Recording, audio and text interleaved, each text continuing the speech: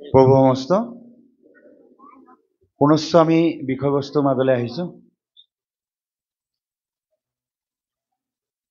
আমি এই অনুশীলনৰ বাবেই আজি সমস্তজনে আমি একত্ৰিত হৈছোঁ আৰু বা অন্য দিনতো আমি এনেধৰণে সৎসংগত আমি একত্ৰিত হওঁ। এতিয়া আমাৰ মূল বিষয়লৈ আহোঁ যে ভগৱান কৃষ্ণৰ গুণলীলা শ্ৰৱণ কীৰ্তন কৰিলে আমাৰ কি উপকাৰ হ'ব পাৰে, কি কাৰণে ভাগৱত শাস্ত্ৰত ভগৱন্তৰ পবিত্ৰ গুণনাম চৈতন্য কৰিবৰ কাৰণে ব্যৱস্থা কৰিলে। যিহেতু ব্যাসৰে যেতিয়া উগুল ধুগুল হৈছিল তেতিয়া নাৰদে এটা পৰামৰ্শ দিছিল, তুমি যিবিলাক আগম শাস্ত্ৰ ৰচনা কৰিলে তাত কোনো কৃষ্ণৰ কথা উল্লেখ নাই। বিভিন্ন উপাস্য দেৱতাসকলৰ কেনেধৰণে উপাসনা কৰিব লাগে এই বিষয়ৰ কিছুমান তুমি আগম শাস্ত্ৰ ৰচনা কৰি দিলা, য'ত বিশ্বৰ ব্ৰহ্মাণ্ডৰ গৰাকী প্ৰাণ কৃষ্ণ ভগৱন্তৰ গুণনামৰ বিষয়লৈ বা মহিমাৰ বিষয়লৈ উল্লেখ নাই। তুমি এনে এখন শাস্ত্ৰ ৰচনা কৰা য'ত অনন্ত কোটি ব্ৰহ্মাণ্ডৰ গৰাকী প্ৰাণ কৃষ্ণ ভগৱন্তৰ গুণলীলাৰ কথা উল্লেখ হয়। সেয়েহে ব্যাসে শান্তত এভাগ শাস্ত্ৰ ৰচনা কৰিলে, যি ভাগৰ নাম ভাগৱত পুৰাণ, য'ত কৃষ্ণস্তু ভগৱান স্বয়ং বুলি ঘোষণা কৰিছে। অৰ্থাৎ কৃষ্ণই ভগৱান। যিটো কথা আমাৰ মহাপুৰুষ মাধৱ গুৰুজনাই ঘোষাশাস্ত্ৰত লিখিছে, কৃষ্ণ বিনে শ্ৰেষ্ঠ দেৱ নাহি নাহি আৰ। কৃষ্ণদেৱত বাদে অন্য কোনো শ্ৰেষ্ঠ দেৱ নাই। কৃষ্ণদেৱে এই বিশ্ব ব্ৰহ্মাণ্ডৰ গৰাকী বুলি ঘোষণা কৰিছে। সেই কৃষ্ণদেৱক প্ৰাধান্য দিয়া শাস্ত্ৰভাগ হৈছে ভাগৱত শাস্ত্ৰ। এই ভাগৱত শাস্ত্ৰত কৃষ্ণদেৱক প্ৰাধান্য দিয়াৰ উদ্দেশ্য আৰু আছে। এই কৃষ্ণদেৱৰ পবিত্ৰ গুণনাম শ্ৰৱণ কীৰ্তন কৰিলে আমাৰ কি লাভালাভ হ'ব পাৰে এই কথা উল্লেখ কৰিছে। আমাৰ শাস্ত্ৰত উল্লেখ কৰিছে, অনাদি জনমে জীৱে কুকথা শুনয়, তাৰ মলে কৰ্ণপথ বান্ধিয়া ছয়। এই জন্মই নহয়, পূৰ্বৰ যিমান কোটি কোটি আমি জন্ম লৈ আহিলোঁ, সেই জন্মবিলাকৰো আমাৰ পাপবিলাক সঞ্চয় হৈ আছে।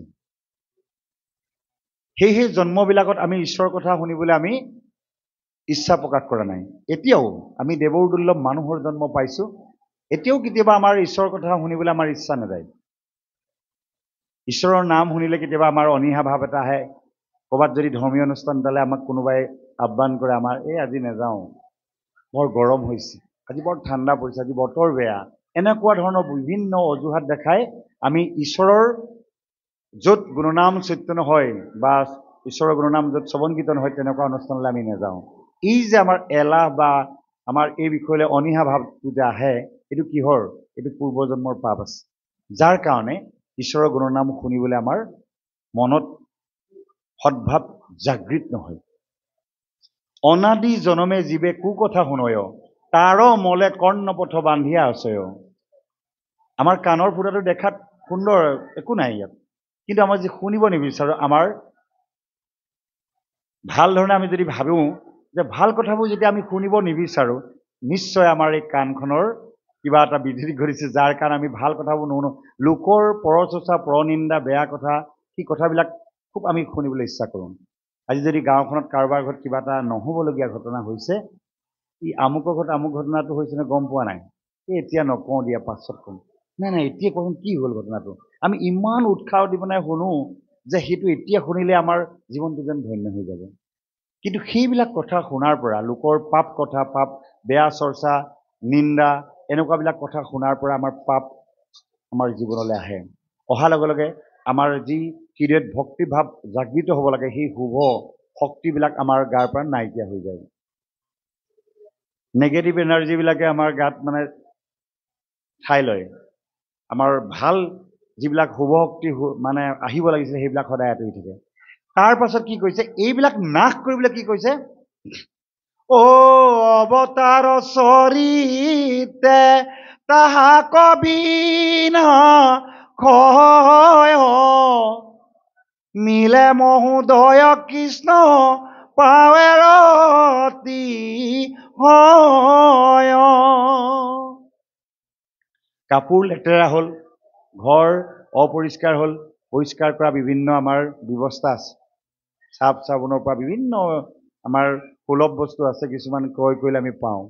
কিন্তু মনটো যেতিয়া লেতেৰা হৈ যাব, তাক চফা কৰা ব্যৱস্থাটো ভাগৱত শাস্ত্ৰহে দিছে।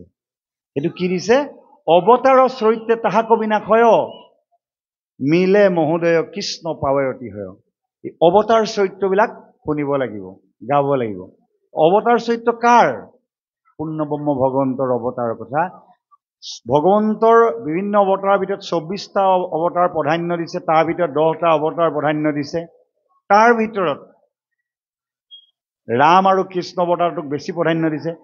আটাইতকৈ অনন্ত কলাযুক্ত কৃষ্ণৰ অৱতাৰটোৰ কথা বেছি প্ৰাধান্য দিছে। এই কৃষ্ণ অৱতাৰৰ কথাখিনি যদি আমি শ্ৰৱণ কীৰ্তন কৰোঁ, আমাৰ পূৰ্বজন্মৰ সমস্ত পাপ পংকিলতা নাশ হৈ যাব।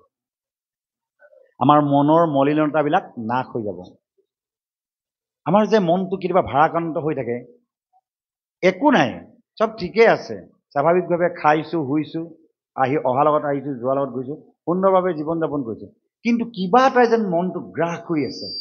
ভাল কথা শুনিবলৈ মন নাযায়, আনন্দ মনে, প্ৰসন্ন মনেৰে, সন্তোষ মনেৰে জীয়াই থকাৰ যিটো কলা, সেইটো আয়ত্ব কৰিব পৰা নাই। কিয়? নিশ্চয় কিবা এটা আমাক, বেয়া প্ৰভাৱ এটাই আমাক সদায় বশ কৰি ৰাখিছে, যাৰ কাৰণে আমি অতি আনন্দৰে, প্ৰসন্ন মনেৰে আমি জীয়াই থাকিব পৰা নাই, সম্ভৱ হৈ উঠা নাই।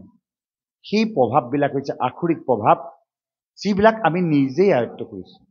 ভালটো আমি নিজেই আয়ত্ব কৰোঁ আৰু বেয়াটো আমি নিজেই আয়ত্ব কৰোঁ। পূৰ্বজন্মৰ সেই পাপবিলাকে আমাক ভাল সংগৰ পৰা, ভাল কথাৰ পৰা, ভাল চিন্তাৰ পৰা আঁতৰাই ৰাখে। সেইবিলাক কৃষ্ণ চৰিত্ৰ শুনিলেহে বা অৱতাৰ চৰিত্ৰবিলাক শুনিলেহে সেইবিলাক নাশ হ'ব, আমাৰ মনৰ মলিনতাবিলাক নাইকিয়া হ'ব। তাৰ পাছত কৈছে, অ গ্ৰাম্য কথা কথনে মলিন ঐ বাণী, শুদ্ধ কৰো কৃষ্ণ কথা কব খানি। গ্ৰাম্য কথা, আপোনালোকে সকলোৱে জানে গ্ৰাম্য মানে গাঁও। গাঁও বুলি কোৱাৰ লগে লগে আমাৰ গোটেই গাঁওখন বেয়া নহয়। আমাৰ সহজ সৰল মানুহবিলাকৰ মাজত কেতিয়াবা কেতিয়াবা এই সুখ দুখৰ কথাবিলাক আলাপ আলোচনা কৰোঁতে লোকৰ কিছুমান নেপাতিবলগীয়া বা নহ'বলগীয়া ঘটনাবিলাক গাঁওবিলাকত হৈ থাকে বা চহৰতো হয়। কিন্তু বিশেষত গ্ৰাম্য কথা বুলি কৈছে, যিবিলাক কথা আপোনাৰ মোৰ প্ৰয়োজন নাছিলে, কিন্তু আমি সেইবিলাক কথা বৰ শ্ৰদ্ধাৰে সেইবিলাক শুনো বা সেইবিলাক আমি আলোচনা কৰোঁ, সেইবিলাকৰ পৰা পাপ জন্ম হয়। গ্ৰাম্য কথা কথনে মলিন হৈ বাণী, আমাৰ যিবিলাক বাণী আমি মুখেদি প্ৰকাশ কৰিছোঁ, লোকৰ কথা আমি যে নিন্দা কৰিছোঁ, সেই তাৰ পৰা আমাৰ বাণী অশুদ্ধ হৈছে, বাণীৰ দ্বাৰা আমাৰ পাপ হয়। কাৰোবাৰ যদি বেয়া আলোচনা এটা, বেয়া বিষয় এটা আমি যদি সমালোচনা কৰোঁ বা নিন্দা কৰি থাকোঁ, এইজন বেয়া বুলি কোৱাৰ লগে লগে এই 3টা আঙুলি আমাৰ নিজৰ ফালে ঘূৰি আছে। আকৌ তেওঁ বেয়া মানে মই তেওঁতকৈ 3 গুণ বেয়া। তেওঁ যদি ভাল বুলি তেওঁক দেখিব পাৰিছোঁ, তেন্তে তেওঁতকৈ মই 3 গুণ ভাল কাৰণে তেওঁক ভাল দেখিছোঁ। তেওঁ ভাল গুণখিনিয়ে মই মোৰ সমচক্ষে দেখিছোঁ বা মোৰ জ্ঞানৰ দ্বাৰা অনুভৱ কৰিছোঁ তেওঁ ভাল। কাৰণ এজন মানুহ ইমান বেয়াও হ'ব নোৱাৰে। আপোনালোকে চাব, কংস অত্যন্ত দুৰ্দান্ত আছিলে, কিন্তু নিজৰ পিতৃকো বন্দী কৰি ৰাখিছিলে কাৰাগাৰত, কিন্তু বাট পথ বনাই দিছিলে, জনহিতকৰ কাম বহু কাম কৰিছিলে, পুখুৰী খান্দিছে, প্ৰজাৰ হিতৰ কাৰণে বহুত কাম কৰিছে, কিন্তু নিজৰ স্বাৰ্থৰ কাৰণে, ৰাজসিংহাসনৰ কাৰণে পিতৃক বন্দী কৰি দিছে। তাৰমানে কোনোবা ব্যক্তি একেবাৰে বেয়াও নহয়, ভাল গুণ তাতো আছে। আমি বাহ্যিক দৃষ্টিত যদি আমি চাওঁ, কোনোবা এজন মানুহ অত্যন্ত বেয়া বুলি ভাবোঁ, কিন্তু কোনোবা নহয় কোনোবা এটা গুণ তেওঁৰ গাতো আছে। আমি পাথৰ ভাঙি চোৱাৰ আমাৰ প্ৰয়োজনীয়তা আছে। কি ঠিকনা, সেই পাথৰৰ মাজতেই কেতিয়াবা শিৰাসদৃশ দুৰ্লভ বস্তু উদ্ধাৰ হয়, বা সেই পাথৰৰ তলতেই নিৰ্মল পানী বৈ থাকে। সেইকাৰণে সজ্জনসকলে সদায় আনৰ ভাল ভাল কথা ভাল চিন্তাৰ কথা চিন্তা কৰে সেইসকল সৎগুণৰ অধিকাৰী যিজনে আনৰ সৎ বা ভাল গুণখিনিহে দেখে যিখিনি অধম ব্যক্তি সেইসকলে আনৰ দুখবিলাক দেখে বুলি কৈছে সেইকাৰণে সি আমাৰ জীৱন প্ৰণালীত অধম মধ্যম উত্তম উত্তম উত্তম উত্তম উত্তমজন হৈছে যে আনৰ ভালখিনিকে বিস্তৰভাৱে প্ৰকাশ কৰে কিন্তু আমাৰ কথাটো হৈছে কি আমি আনৰ দুখখিনি বেছি কৈছোঁ আৰু নিন্দাখিনি বেছি গাওঁ সেইকাৰণে আমি মহাপুৰুষে আমাৰ কাৰণে লিখি থৈ গৈছে যে মূৰ সম পাপী লোক নাহিকেই তিন লোক মই দুৰাচাৰ এনেকৈ যে শব্দবোৰ যে প্ৰয়োগ কৰিছে আমি যে ভুল কৰি আছোঁ আমাৰ মুখত লাগিবৰ কাৰণে মহাপুৰুষে এইবিলাক নিশ্চয় ঘোষা শাস্ত্ৰত লিখি থৈ গৈছে এতিয়া কি কৈছে গ্ৰাম্য কথা কথনে মলিন হৈ বাণী আকৌ শুদ্ধ কৰোঁ কৃষ্ণ কথা ক'ব খানি কৃষ্ণ কথা এই দশম আৰু একাদশত উল্লেখ আছে যিজন পূৰ্ণব্ৰহ্ম ভগৱন্তৰ গুণ কীৰ্তন শ্ৰৱণ কীৰ্তন কৰাৰ লগে লগে আমাৰ বাণী শুদ্ধ হৈ যাব বেয়াবিলাক আৰু ক'বলৈ মন নাযাব ইচ্ছা নাযায় আৰু এই যদি পাপেই হৈ এনেকুৱা বেয়া কথাবোৰ কেলৈ পাতি থাকোঁ লোকৰ কি কৰিছে কোনে কি কৰিছে আমাৰ কি প্ৰয়োজন আছে শাস্ত্ৰত কৈছে কোটি কোটি মানুহ যি পথে গতি কৰিছে তুমি সেই পথে এৰি দিয়া কাৰণ কোটি কোটি মানুহ তোমাৰ লগত অহাও নাই আৰু তোমাৰ লগত নাযায়ো তোমাৰ নিজৰ জীৱনৰ মূল্য তুমি নিজেই অনুভৱ কৰা নিজৰ জীৱনৰ মূল্য দিয়া আৰু তোমাৰ জীৱনটো যাতে পৰমাত্মাত অৰ্পণ কৰি পৰমাত্মাৰ ৰাজ্যত প্ৰৱেশ কৰিবলৈ চেষ্টা কৰা সেইটো আকৌ এই জীৱশ্ৰেষ্ঠ মানুহৰ জীৱনতে সম্ভৱ হৰিপদ সেৱা মানৱী বিনে নাই বুলি বৰগীতত ঘোষণা কৰিছে হৰিপদ বিষয়ৰ সুখৰি জনম পায় বিষয়ৰ সুখবিলাক গাহৰি জন্মটো পায় বুলি কৈছে হৰি সেৱা মানৱী বিনে নাই তাৰমানে আপুনি কুকুৰটোৱে কুকুৰজনীৰ লগত থাকি ভাল পাইছে গাহৰিটোৱে গাহৰিজনীৰ লগত থাকি ভাল পাইছে মানুহে মানুহৰ লগত সংগ কৰি ভাল পাইছে ইন্দ্ৰই শশীৰ লগত থাকি ভাল পাইছে ইন্দ্ৰই অমিত খাই যিমান ভাল পায় মানুহে স্বাদিষ্ট মানে সুস্বাদু ব্যঞ্জন খাই যেনেকৈ ভাল পায় ঘি মৌ খাই যেনেকৈ ভাল পায় গাহৰিয়ে তাৰ আহাৰখিনি সিমান তৃপ্তিৰে খায় গাহৰিটোৱে নাজানে যে তাৰ মানে সোৱাদটো কিমান কিন্তু প্ৰত্যেকেই পৰুৱাটোৱে নিজৰ আহাৰটো সিমান পৰিমাণেই মানে আনন্দৰে খায় ইন্দ্ৰই যিমান অমিত খাই ভাল পায় মানুহে যেনেকৈ স্বাদিষ্ট বস্তু খাই ভাল পায় গাহৰিও আহাৰ তেনেকৈ ধৰণে নিজৰ বৰ তৃপ্তিয়ে খায় ঠিক তেনেদৰে আমাৰ কিন্তু মানুহৰ এটাই বিশেষ শ্ৰেষ্ঠ হিচাপে দিছে যে মানুহে ঈশ্বৰ সেৱা কৰাৰ সুযোগটো পাইছে কিন্তু এনেকুৱা এটা দুৰ্লভ মানুহৰ জন্ম পোৱাৰ পাছত যদি ঈশ্বৰ সাধনা নকৰোঁ কি হ'ব বুলি কৈছে এৰা মনুষ্য শৰীৰ পায়া হৰিক নভজিলা অৱশ্যে শৈবা ভাই তৰু তিনহিলা মানুহৰ জীৱনটো পোৱাৰ পাছত যদি হৰিক আৰাধনা নকৰে হৰিক উপাসনা নকৰে অৱশ্যে শৈবা ভাই তৰু তিনহিলা শিল হৈ থাকিবলগীয়া হ'ব পাৰে গছ গছনি হৈ থাকিব পাৰে আকৌ কৈছে গীতাত কৈছে এ ৰাম তমু গুণে অন্ধে থাকি কৰে হিংসা কৰ্ম সিংহ বাঘ কুকুৰ তাৰ জন্ম এই মানুহৰ জন্মটো পাই যদি আমি হিংসা কুচুত কপট দম্ভ অহংকাৰ কৰি থাকোঁ সিংহ বাঘ কুকুৰ সৰ্প আদি জন্মবিলাক ল'বগৈ লাগিব সেইকাৰণে আমাক জীৱশ্ৰেষ্ঠ মানুহ হিচাপে বিবেক বোলা এটা বস্তু দিছে এই বিবেকৰ দ্বাৰা আমি নিজেই জানিব লাগিব যে কি কৰা উচিত কি কৰা অনুচিত কাৰণ এই জীৱনটো গ'লেই গুচি যাব সেইকাৰণে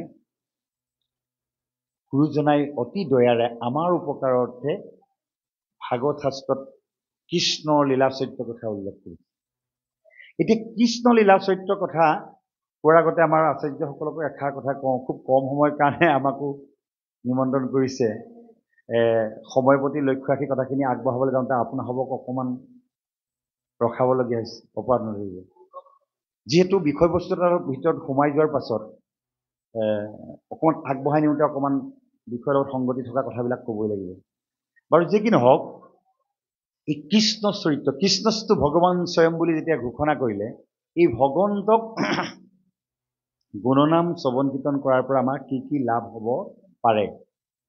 ইতিমধ্যে আপোনালোকে দুটামান কথা ইয়াৰ সংবাদ পাইছে যে আমাৰ শাস্ত্ৰবিলাক গুৰুজনে ৰচনা কৰোঁতে সাৱধান শব্দটো খুব ঘনাই লিখিছে। এই সাৱধান শব্দটো ট্ৰেন্সফৰ্মাৰবিলাকত থাকে, ডেঞ্জাৰ, এক্সিডেণ্ট প্লেচবিলাকত থাকে, কিন্তু ইয়াত কেলৈ ৰাখিছে? সাৱধানে শুনিলেহে আপোনালোকে ইয়াৰ আচল তত্ত্বটো উপলব্ধি কৰিব পাৰিব। ডক্তৰ এজনৰ ওচৰলৈ গ'লে যেনেকৈ মেডিচিন দিয়াৰ পাছত কেনেকৈ খাব লাগিব, কি কৰিব লাগিব, এই কথাখিনি যদি বুজাই নপঠিয়াই আপুনি 2-3টা খাই দিলে নহ'ব। একচুৱেলি আপোনালোকে নিৰ্দিষ্ট পৰিমাণত কিমান সময়ত কি খাব লাগিব এইটো বুজিব লাগিব। ঠিক তেনেদৰে ভাগৱত শাস্ত্ৰৰ এই তত্ত্ববিলাক জনাটো দৰকাৰ যে কি কৰিলে আমাৰ কি উপকাৰ হ'ব পাৰে। কৃষ্ণ চৰিত্ৰৰ কথা উল্লেখ হৈছে, কৃষ্ণ উদ্ধৱ সংবাদ। এই বিষয়লৈ যোৱাৰ আগতে তাৰ কেইটামান কথা কৈ ল'ব লাগিব। যিহেতু আপুনি বা মই গোটেই ভাগৱত শাস্ত্ৰখন 7 দিন 7 ৰাতি পঢ়িলে শেষ হয়। আমি পঢ়িব নোৱাৰিবও পাৰোঁ, আমাৰ সময় নক'ব পাৰে, স্বাস্থ্যই নক'ব পাৰে, বা আমি তেনেকুৱা এটা পৰিৱেশ নাপাবও পাৰোঁ। তেতিয়া কি কৰিব? এতিয়া কি কৰিবলৈ কৈছে?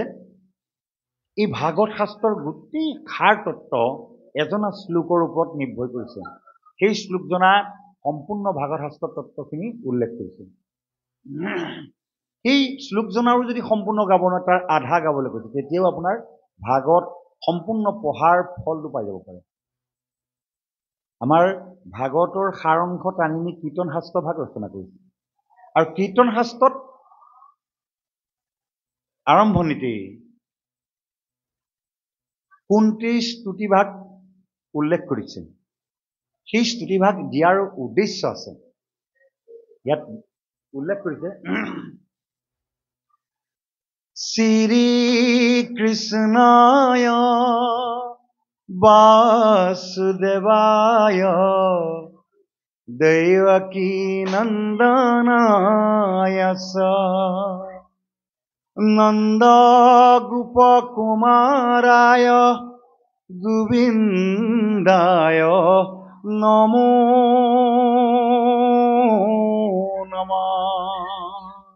গোটেই শ্লোকজনা যদি গাব নোৱাৰে, এইকণ গালেও আপোনালোকৰ বৈকুণ্ঠত প্ৰৱেশ কৰাৰ যিটো ক্ষমতা সেইটো পাই যাব পাৰে। শাস্ত্ৰই ঘোষণা কৰিছে।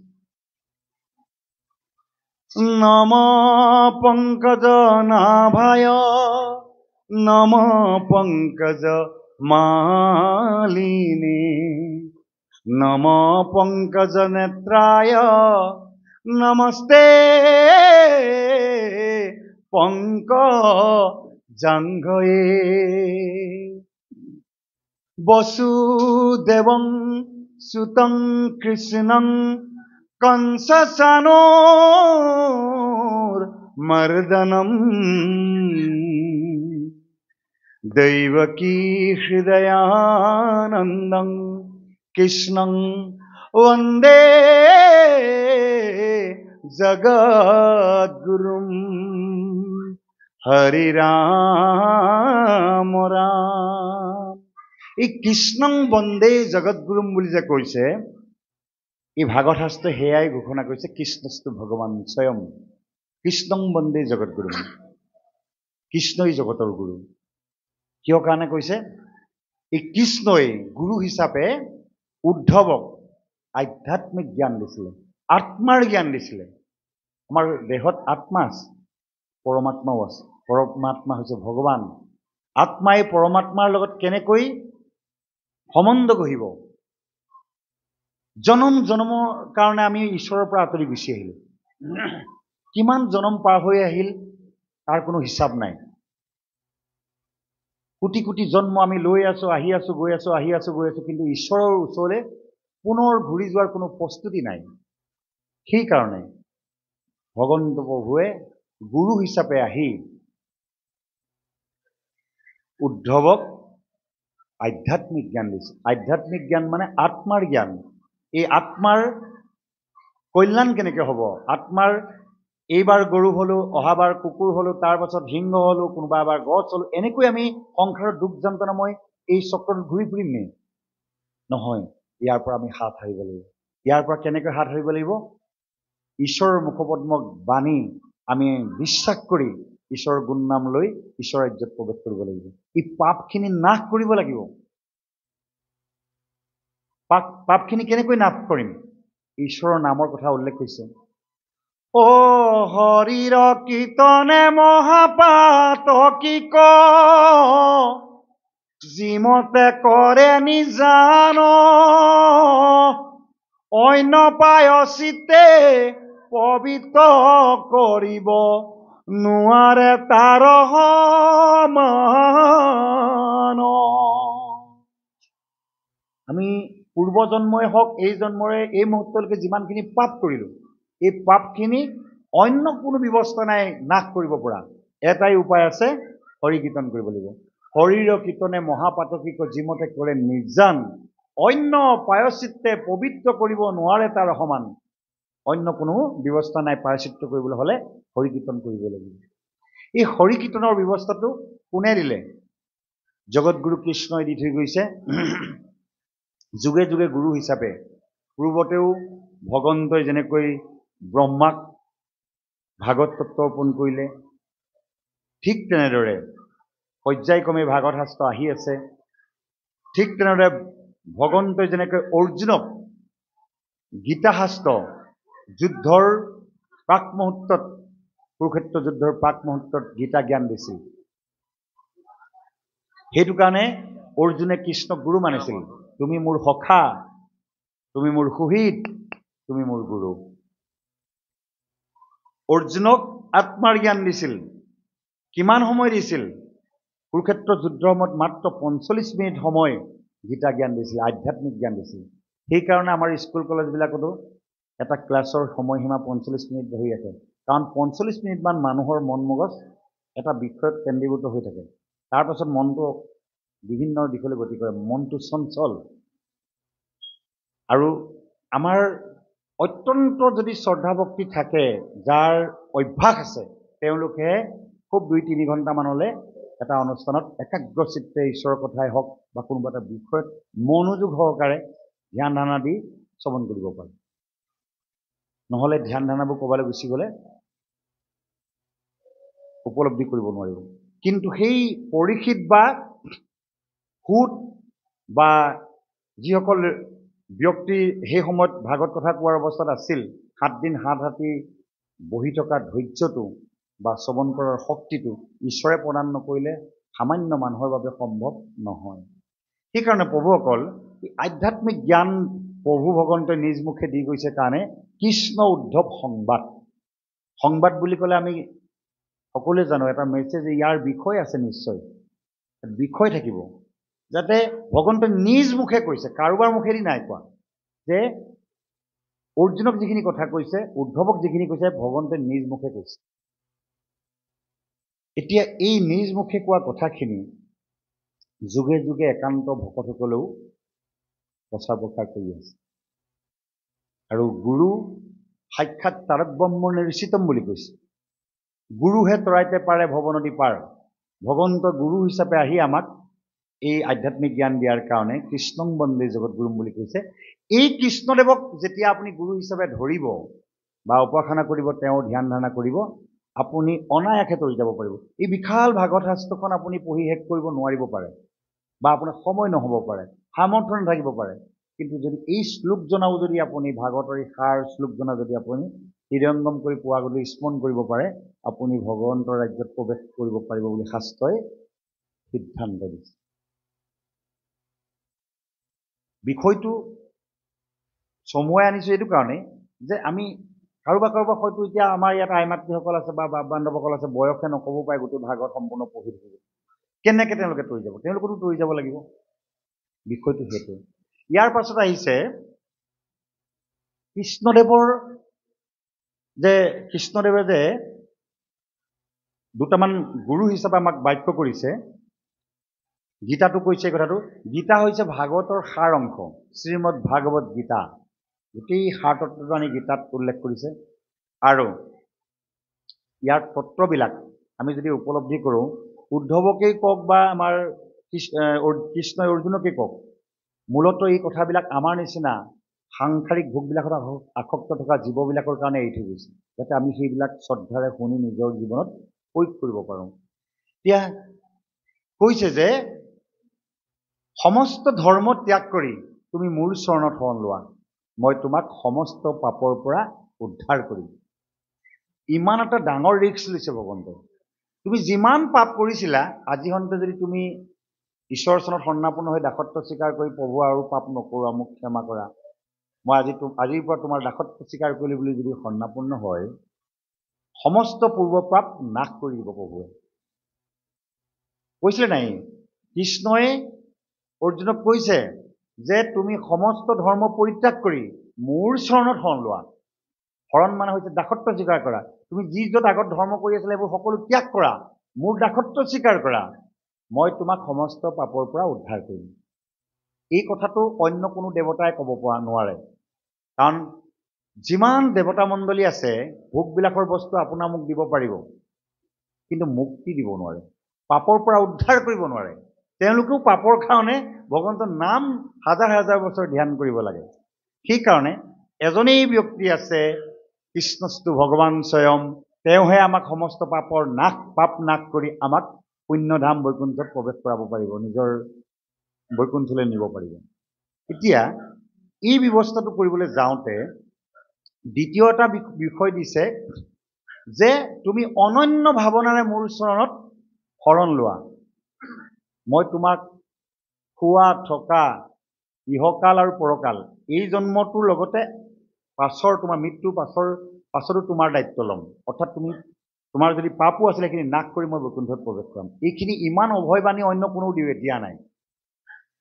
সেইকাৰণে তেওঁ গুৰু, আমাৰ হৃদয়ত থকা পৰমাত্মা গুৰু হিচাপে আছে, আমাক অভয় দিছে যে তুমি কৰা পাপ পংগিলতাৰ পৰা তোমাক মই উদ্ধাৰ কৰা ব্যৱস্থা মই কৰিছোঁ। কিন্তু কি কৰিব লাগিব? ঈশ্বৰৰ দাসত্ব স্বীকাৰ কৰিবলৈ কৈছে, অৰ্থাৎ শৰণ গ্ৰহণ কৰিবলৈ কৈছে। শৰণৰ আন এটা নাম দাসত্ব স্বীকাৰ। আমি যদি গুৰুবিদ বাক্য লৈ আমি যদি অনুভৱ কৰোঁ, এই বিশ্ব ব্ৰহ্মাণ্ডখন যেনেকৈ এই ঘটিটো বনোৱা এজন আছে, শৰাইখন বনোৱা এজন আছে, এই নামঘৰ জনা বনোৱা কোনোবা এজন মিস্ত্ৰী আছে, ঠিক তেনেদৰে এই বিশ্ব ব্ৰহ্মাণ্ডখন বনোৱা এজন আছে, তেওঁ দাসত্ব স্বীকাৰ কৰিব লাগে। আৰু ইমান সুন্দৰ এই ভোগবিলাকৰ পৃথিৱীৰ দিনত সূৰ্য ওলাইছে, ৰাতি চন্দ্ৰ ওলাইছে, বায়ু বলি আছে, নদী বৈ আছে, আমি কোনো অভাৱেই অনুভৱ কৰা নাই। ক'ৰ পৰা যে কি আহিছে আমাৰ অনুভৱ নাই। আমি চাবলৈ গ'লে আমি অকৃতজ্ঞ। এতিয়া আমি স্বাভাৱিকভাৱে ইমান সুন্দৰভাৱে উশাহ নিশাহ লৈ আছোঁ, শ্বাস প্ৰশ্বাস আমি গ্ৰহণ কৰি আছোঁ, ত্যাগ কৰিছোঁ। আমি এবাৰ ভাবিছোঁ এই বায়ু কোনে দিছে? কিন্তু যেতিয়া আমাৰ উশাহ লোৱাত কষ্ট হ'ব, অক্সিজেন দি যেতিয়া আমাক নাৰ্ছিং হোমত কোনোবা ভেণ্টিলেশ্যনত ৰাখিব, তেতিয়া বায়ুৰ মূল্য কিমান তেতিয়া আমি গম পাওঁ। যেতিয়া আমি বায়ু কিনিব লাগে, তেতিয়া আমি গম পাওঁ বায়ুৰ মূল্য কিমান। আমি যে ইমান ফ্ৰীতে যে আমি স্বাভাৱিকভাৱে লৈ আছোঁ নহয়, আমি কোনে দিছে এইটো অনুভৱ কৰা নাই। কিন্তু এই বিশ্ব ব্ৰহ্মাণ্ডখন সৃষ্টি কৰি চাৰিমুঠি জীৱৰ কাৰণে ভগৱন্তই ইমান উপকাৰ কৰি থৈছে, কিন্তু আমি ঈশ্বৰৰ দাসত্ব স্বীকাৰ কৰা নাই। যাৰ পৰিপ্ৰেক্ষিতত ঈশ্বৰ আমাৰ প্ৰতি কেতিয়াবা মানে যিমান পৰিমাণৰ প্ৰসন্ন হ'ব লাগে সেই প্ৰসন্নতা দেখা নিদি আমাক কেতিয়াবা আমাৰ প্ৰতি বিতৃষ্ট হৈ আমাৰ জীৱনলৈ দুখ দুৰ্গতি দি দিয়ে। কাৰণ যেতিয়া পিতৃয়ে ইমান কষ্ট কৰি সন্তানক জন্ম দিয়াৰ পাছত যদি সন্তানে পিতৃক অৱহেলা কৰে, গুৰুত্ব নিদিয়ে, সেই সন্তানৰ প্ৰতি পিতৃ সদায় মনত এটা দুখ থাকিব যে কি কাৰণে এই সন্তানক জন্ম দিছিলোঁ, যি সন্তানে মোক দেখোন চিনিয়ে নাপায়, মোক গুৰুত্ব দিয়া নাই। তেনেহ'লে ভগৱানে কি কৰিব?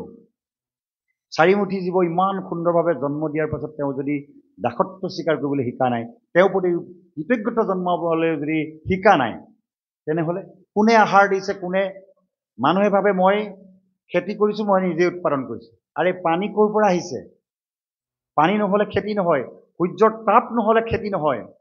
এই সূৰ্যক কোনে আজ্ঞা কৰিছে তুমি তোমাৰ দায়িত্ব পালন কৰা বুলি? জয় জয় কৃষ্ণ কৃপা ময় মহেশ্বৰ, যাৰ আজ্ঞা হিৰে বহে ব্ৰহ্মা হৰিহৰ। ভাগৱতৰ প্ৰথম খুলিয়েই এই দুহাৰী শব্দই আছে মংগলাচৰণত।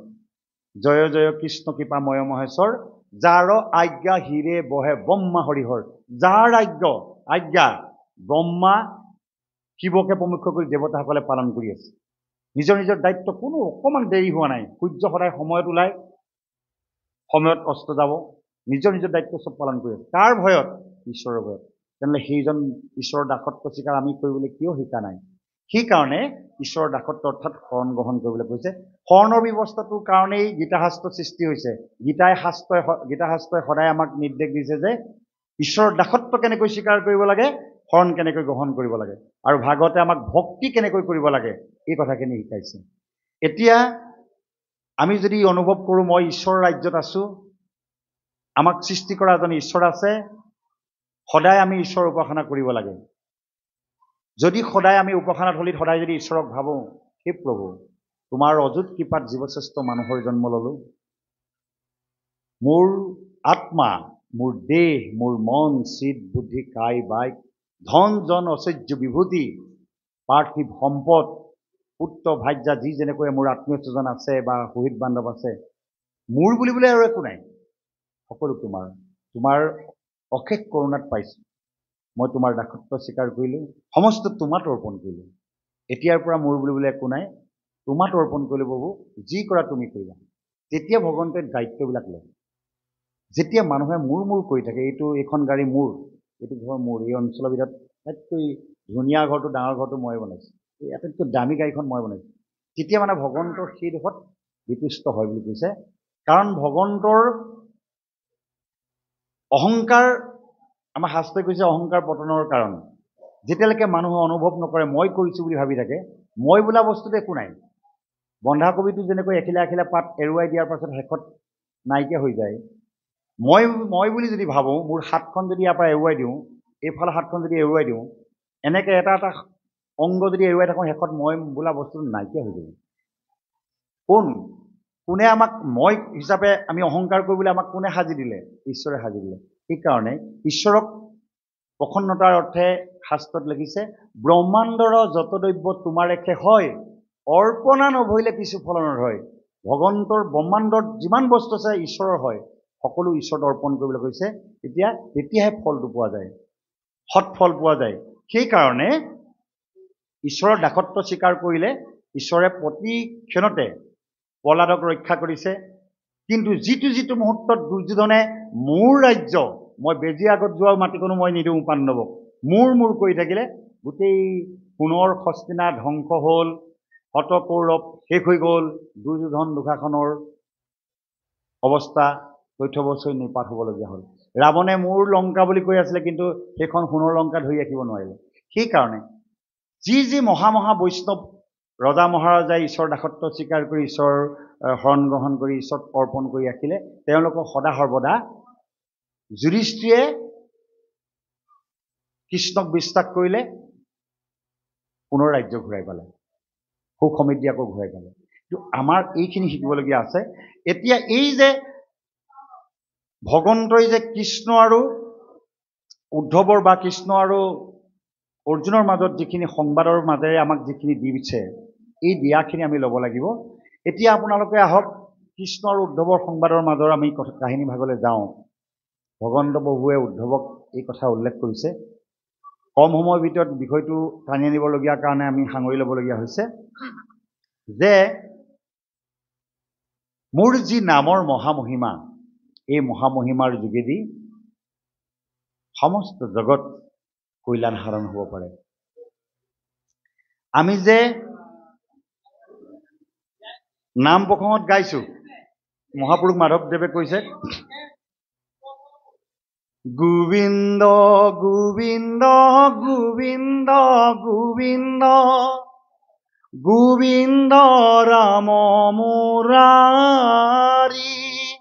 অনন্ত কোটি ব্ৰহ্মাণ্ড হৰি অধিকাৰী। অনন্ত কোটি ব্ৰহ্মাণ্ডৰ হৰি অধিকাৰী বুলি মাধৱ পুৰুষে ঘোষণা কৰিছে। এতিয়া সেই অনন্ত কোটি ব্ৰহ্মাণ্ডৰ গৰাকী প্ৰাণকৃষ্ণ ভগৱন্তৰ আমি দাসত্ব স্বীকাৰ কৰিব লাগিব। দাসত্ব স্বীকাৰ কৰাৰ লগে লগে আমাৰ কি আমাৰ জীৱনলৈ সৌভাগ্য আহিব পাৰে। ভগৱান কৃষ্ণই কৈছে, তুমি মোৰ হৈ চোৱা, মই তোমাক অমূল্য ৰত্ন নবনাও যদি কোৱা। আমি যেনেকৈ এগৰাকী কন্যাই শিৰত সেন্দুৰ লৈ নিজৰ আত্মীয় স্বজনক ত্যাগ কৰি চিৰজীৱনৰ কাৰণে পিতৃ মাতৃ ভাই ককাই আত্মীয়স্বজনক ত্যাগ কৰি এজনক বৰমাল্য প্ৰদান কৰি গোটেই জীৱনৰ কাৰণে তেওঁ হৈ যায়। তেতিয়া সেই কন্যাগৰাকী যাৰ লগত বৈবাহিক সম্বন্ধ গঢ়িলে তেওঁ হৈ যোৱাৰ পাছত তেওঁলোকৰ ঘৰৰ সমস্ত দায়িত্ব তেওঁ বহন কৰে। লক্ষ্মীস্বৰূপ বা শুভলক্ষ্মী হিচাপে আদৰি অনা হয়। যিজন বৰে অৰ্থাৎ যিজন ব্যক্তিয়ে বিবাহ কাৰ্যৰ বাবে আগবাঢ়িছে তেওঁক বিষ্ণুৰূপী বৰ বুলি কোৱা হৈছে। আৰু যিগৰাকী কন্যাৰত্ন চিৰজীৱনৰ কাৰণে আদৰি অনা হয় তেওঁক শুভলক্ষ্মী বুলি কোৱা হয়। এই লক্ষ্মীগৰাকী যেতিয়া আহি পদাপন কৰে সেই ঘৰখনত স্থিতিশালী হয়, সমস্ত দায়িত্ব তেওঁ হৈ যায়। এটা সময় আহিব নিজকে সম্পূৰ্ণ অৰ্পণ কৰি প্ৰসৱ যন্ত্ৰণাৰ লগত যুঁজি নিজৰ সন্তানক পিতৃ পৰিচয় দিবৰ কাৰণে যিখিনি ত্যাগ কৰে, সন্তান তুলি তালি ডাঙৰ দীঘল কৰাৰ পৰা সেইখন ঘৰৰ অৰ্ধাংগিনী হিচাপে বা সহধৰ্মিনী হিচাপে জীৱন যাপন কৰে। এই জীৱন যাপন কৰাৰ লগে লগে সহধৰ্মিনী বা অৰ্ধাংগিনী দেহাৰ এটা অংগ, আধা অংগ ধৰক অৰ্ধাংগিনী হোৱাৰ পাছত কি হয়, সেই সম্পত্তি যিমানখিনি আছিলে গৃহস্থৰ ঘৰ যাৰ ঘৰলৈ বিয়া সোমাইছে তেওঁলোকৰ সম্পত্তিৰ সম্পূৰ্ণ আধা অধিকাৰ তেওঁ আহি যাব। যেনেকৈ আমাৰ কিবা কাৰণত যদি বিবাহ বিচ্ছেদ হয়, যদি কিবা আইনৰ কাষ চপা হয় তাৰ এটা মূল্য, এটা যিখিনি ইনকম হয় তাৰ আধা দিবলগীয়া হয়। কিয়? যে অৰ্ধাংগিনী হিচাপে লৈছিলে, সহধৰ্মিনী হিচাপে। ঠিক তেনেদৰে আমি যেতিয়া ঈশ্বৰৰ হ'ম, ঈশ্বৰৰ হোৱাৰ লগে লগে ঈশ্বৰৰ যিমান স্থাৱৰ সম্পত্তি বা এই ব্ৰহ্মাণ্ডত যিমান সম্পত্তি আছে সেইবোৰ আমাৰেই হৈ যাব। যদি আমি অন্তঃকৰণে ভাবোঁ যে সেইজনক আৰু পাৰ্থিৱ বস্তু একো প্ৰয়োজন নাই, মই ঈশ্বৰৰ হৈ গ'লোঁ, মই ঈশ্বৰৰ ৰাজ্যত আছোঁ, মই ঈশ্বৰত শৰণাপন্ন হ'লোঁ আৰু ঈশ্বৰৰ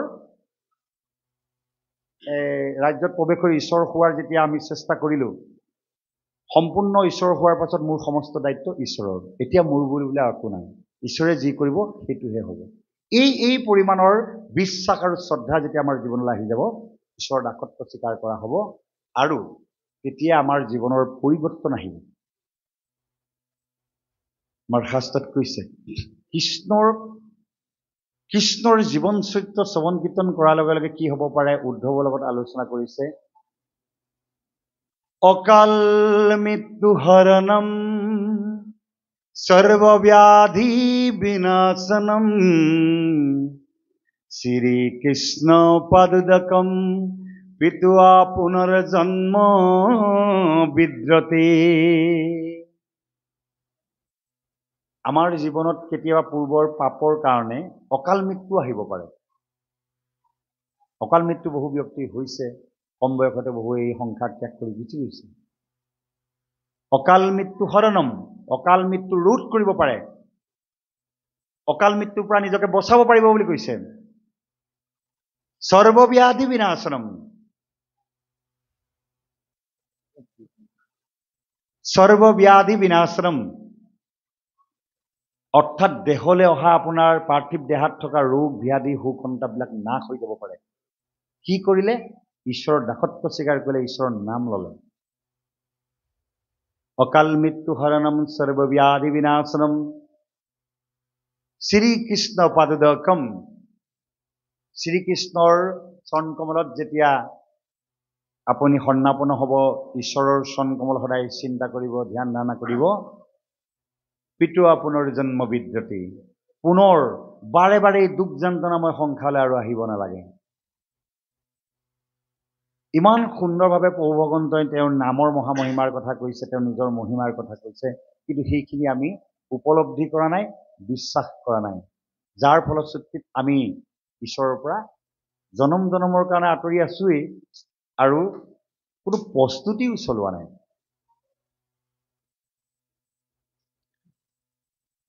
ইয়াৰ পাছত চাওক, প্ৰাণকৃষ্ণ ভগৱন্তত শৰণাপন্ন হোৱাৰ বিষয়ে কৈছে যে জীৱনৰ আমাৰ কোনো কোনো মুহূৰ্তত দুখ দুৰ্গতি আহে, সুখ সন্তাপ আহে, এইটো স্বাভাৱিক। এই দুখ দুৰ্গতি পাপ পংকিলতাবিলাক নাশ কৰিবলৈ কাৰণে আমি ঈশ্বৰ শৰণাপন্ন হ'বই লাগিব। তাৰ বাদে কোনো উপায় নাই। শাস্ত্ৰত কৈছে যে আমাৰ কৰ্ম অনুসাৰে কিছুমান জীৱনলৈ দুখ, ঘাত, প্ৰতিঘাত এইবিলাক আহিব। কিন্তু মানুহ সদায় এটা কথাই চিন্তা কৰে, দুখ যন্ত্ৰণাবিলাক কিয় আহিছে? নিশ্চয় মোৰ নিজৰ ভুলৰ কাৰণে আহিছে নে যে আনে দিছে বুলি আমাৰ অনুভৱ হয়। যে কোনোবাই মোক বেয়া কথা কৈছে, যাৰ কাৰণে মই মানসিকভাৱে বৰ ভাগি পৰিছোঁ। কোনোবাই মোক হাতে বা কিবা এটা অংগত আমাক প্ৰহাৰ কৰিছে যে সিহে মোক কৰিলে। কথাটো এনেকুৱা হয়, শাস্ত্ৰত কৈছে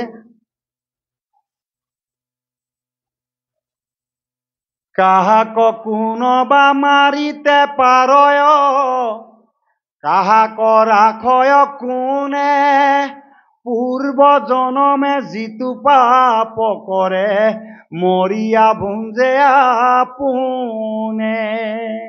আপুনি ভাবিছে কোনোবা এজনে মোক বৰ বেয়া ব্যৱহাৰ কৰিছে, কোনোবা এজনে মোক বৰ মনত আঘাত দিলে, কিন্তু এইবিলাক আমাৰ পূৰ্বৰ কিছুমান পাপ আছিলে কাৰণে সেইবিলাক আমি ভোগ কৰিবলগীয়া হৈছে। এইবিলাকৰ পৰা মুক্তি পাবলৈ কি কৰিব লাগিব? ইয়াৰ পৰা আমি পৰিত্ৰাণ পাবলৈ কি কৰিব লাগিব? সেইটোও শাস্ত্ৰত সিদ্ধান্ত দিছে ভগৱান কৃষ্ণ। যে এইখিনিৰ পৰা মুক্তি পাবলৈ হ'লে আমি ঈশ্বৰৰ দাসত্ব স্বীকাৰ কৰি ঈশ্বৰৰ নাম গুণ গাব লাগিব। আমাৰ সুখ সকলোৱে কাম্য, সুখ লাগে আমাক। কিন্তু সুখটো এনেকুৱা বস্তু নহয় বজাৰত বা দোকানত ক'ৰবাত ধনৰ বিনিময়ত কিনা বস্তু নহয়।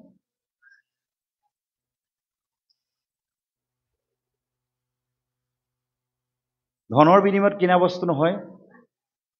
ই আমাৰ প্ৰয়োজনীয় বস্তু অত্যন্ত, কাৰণ সুখ সকলোকে লাগে। কিন্তু সুখৰ ওপৰত সন্তোষ বোলা এটা বস্তু আছে, সেইটো পাবলৈ আমি যত্ন নকৰোঁ। অকল সুখতেই আমাৰ মন প্ৰাণ আমাৰ সীমাবদ্ধ। দুখ নালাগে, সুখ লাগে। আমাৰ জীৱনৰ চমু সিদ্ধান্ত এইটো। এই দুখবিলাক দূৰ কৰি সুখ কেনেকৈ আহিব পাৰে সেই তত্ত্বটো ভাগৱত শাস্ত্ৰত উল্লেখ কৰিছে। ভাগৱতত নিমি ৰজাক এই কথাটো উল্লেখ কৰিছে নৱসিদ্ধই, যে দুখ দূৰ কৰি সুখ কেনেকৈ আপুনি পাব পাৰে। উল্লেখ কৰিছে কি বুলি? কৃষ্ণ সেৱাতে গুছে সংসাৰৰ দুখ, ইহা কবুলয় ৰাজা আত্যন্তিক সুখ। কৃষ্ণ সেৱাতে গুছে সংসাৰৰ দুখ। যিমান আমাৰ সাংসাৰিক দুখ যন্ত্ৰণা আছে এইবিলাক কৃষ্ণ সেৱাৰ দ্বাৰাহে নাশ হ'ব, দূৰ হ'ব। ইহা কবুলয় ৰাজা আত্যন্তিক সুখ। আত্যন্তিক সুখটো আমাৰ এই সাধাৰণ সুখবিলাকৰ লগত নিমিলে। ল'ৰাটোৱে এইবেলি 6খনত লেটাৰ লৈ পাছ কৰিলে, সেইটো সুখ, বৰ আনন্দ লাগিছে আমাৰ, আনন্দ। কিন্তু যদি কিবা কাৰণত যদি তাৰ পঢ়া পৰৱৰ্তী পৰ্যায়ত অসৎ সংগত লিপ্ত হৈ পঢ়া শুনাত মন নিদিয়ে, পাছৰ পৰীক্ষাকেইটাত যদি সি তাৰ ৰিজাল্টটো বেয়া কৰি পেলায়, তেতিয়া আমাৰ সুখটো ঘূৰি আকৌ দুখলৈ ৰূপান্তৰিত হৈ যাব। আজি যিটো স্বাস্থ্য সুস্থ সবল সুন্দৰ সুঠাম হৈ আছোঁ, আমাৰ কেতিয়াবা অহংকাৰ হৈ যাব পাৰে, এইডোখৰত দেখোন মোতকৈ ধুনীয়া মানুহ নাই আৰু মোতকৈ সুস্থ সবল মানুহ নাই, সেইটো এটা অহংকাৰ। অহংকাৰটো কোনডোখৰলৈকে খাটিব পাৰে সেইটোও চাওক। হেৰি আজি 70-80 বছৰ হ'ল, পিল এটাও খাই পোৱা নাই। ইয়াৰ দ্বাৰা কি বুজালে? তাৰমানে মই ইমানেই নিৰোগী, মই আজিলৈকে পিল এটা খাই পোৱা নাই বা ডাক্তৰৰ ওচৰলৈ গৈ পোৱা নাই। তাতো অহংকাৰ আৰম্ভ হৈছে। সেইকাৰণে এই অহংকাৰবিলাকৰ পৰা নাশ হ'বলৈ, দুখ দুৰ্গতিৰ পৰা নাশ হ'বলৈ হৈছে আমাৰ সুখৰ যিটো পৰিসীমা, যে সুখটো আজি যাৰ সুখ আছে কাইলৈ হয়তো দুখ আহিব পাৰে, কিন্তু যেতিয়া আত্যন্তিক সুখটো আহি যাব, সেই সুখটো আপুনি সাংসাৰিক সুখৰ লগত কোনো জুখিব নোৱাৰে। কৃষ্ণক পোৱাৰ পাছত, কৃষ্ণক জনাৰ পাছত, কৃষ্ণক ভবাৰ পাছত, কৃষ্ণত সমস্ত অৰ্পণ কৰাৰ পাছত যিটো আপোনাৰ সুখ আহিব, যে যিটো সুখ সেইটো পৰীক্ষিতৰ আহিছিলে। পৰীক্ষিতৰ সুখটো কেনেকৈ আহিলে, যে যিটো সময়ত মানুহ এজনক পৰীক্ষিতক ক'লে যে 7 দিনৰ ভিতৰত সাপে খুটি তোমাক নিধন কৰিব, সেইটো সময়ত মানুহৰ মনটো কেনেকুৱা হ'ব পাৰে। কিন্তু যেতিয়া 7 দিন ভাগৱত কথা শুনাৰ পাছত পৰীক্ষিতৰ মনত ভয় নাই। পৰীক্ষিতে কৈছে, এতিয়া মই ভাগৱত শুনি ভগৱন্তৰ চনত সন্নাপন্ন হ'লেও ভগৱন্তৰ জীৱনটো অৰ্পণ কৰিলোঁ। এতিয়া মই তক্ষকৰূপী সৰ্পক আহ্বান জনাইছোঁ, মোক দংশন কৰক আৰু মোক মাৰি পেলাওক। মই মৃত্যুলৈ মোৰ ভয় নাই। এই মৃত্যুলৈও যে ভয় নাই, আৰু সমস্ত